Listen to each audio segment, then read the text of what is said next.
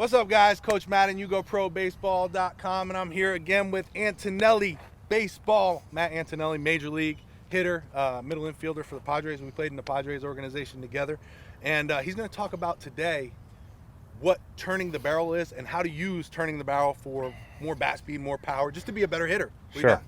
Yeah, so let's talk about a couple things. One of the first things I talk with players about is when I'm swinging, I've got to find a way to create some type of stretch in my swing. So I compare to an elastic band or a slingshot, where in order to shoot something, right, let's just say I have an elastic and I'm going to pull an elastic back. If I want to shoot this elastic, I have to pull it back, stretch it to store energy. The more I pull back, the more energy that's stored. When I finally just literally let go of my finger, the elastic flies. So I can do that much further than if I try to push the elastic, right? Or if I don't pull it back and put enough stretch into it. So I start with that.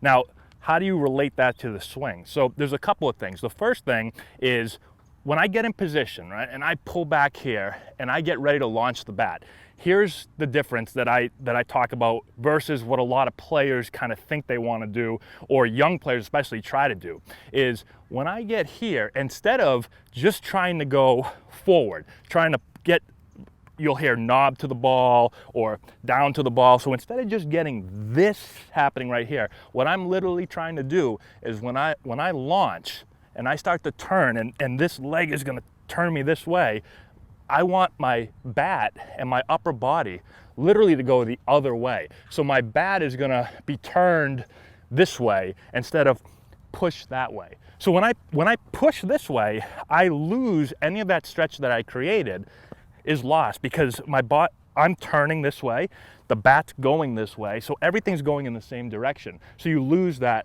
stretch. So when I create it, and now when I start to turn, my lower body and my upper body is launched back and my bat is launched back, well, now you create even more of that stretch. So this is coming here and this is going here, so now you've got more stretch than if both are just going the same way. So just think about the elastic. That's the easy part.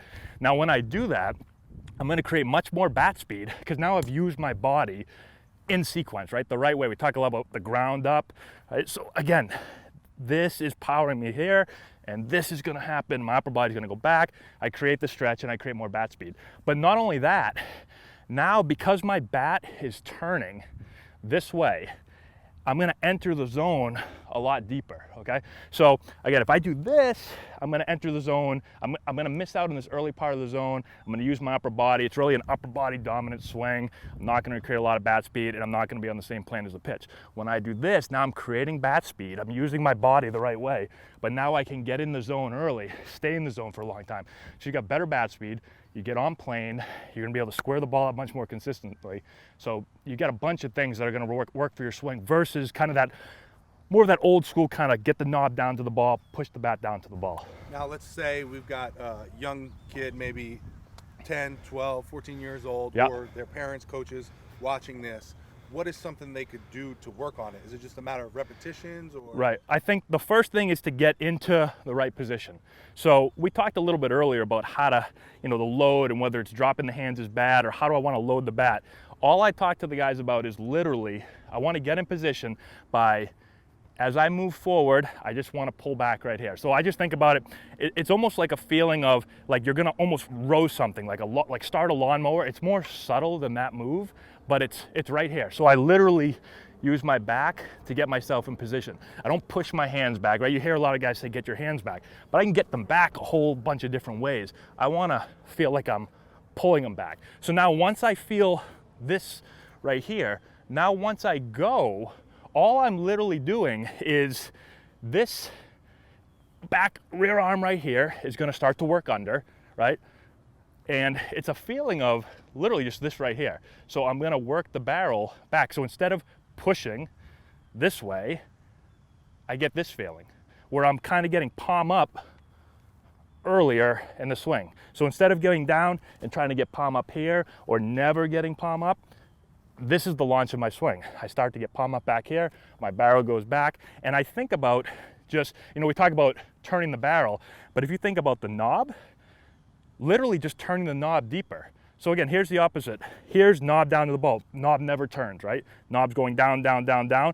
and the barrel's gonna follow the knob. So if I'm just knob here, well then my barrel's gonna go down through the ball. If I can start to feel the knob, if you just go slow motion, feel the knob turning deeper back here.